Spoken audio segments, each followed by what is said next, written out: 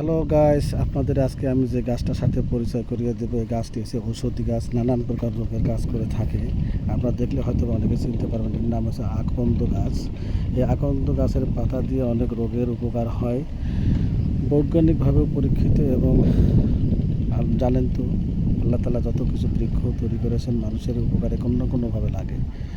আমরা আমি যেটা শুনতে পেরেছি, মানুষের কাছে জানতে পেরেছি, এই গাছের পাতা যদি কারো দাঁতে ব্যথা হয়, সেখানে পুড়িয়ে দাঁতের গোড়ায় লাগা দিলে ব্যথাটা উপশম হয়। কেউ কেউ বলেছে এর কষ দাঁতের গোড়ায় লাগা দিলে এর জন্য অনেক ব্যথা উপশম হয় এবং এই রোগ থেকে মুক্তি পাওয়া যায়। তা আশা করি আপনারা গাছটি চিনলেন, জানলেন। পারলে এই গাছটি রক্ষা করার জন্য আপনারা নিজেও গাড়তে পারেন এবং অপরকে উৎসাহিত করতে পারেন। বিষয়টি জনস্বার্থে সবাইকে জানিয়ে দেবেন।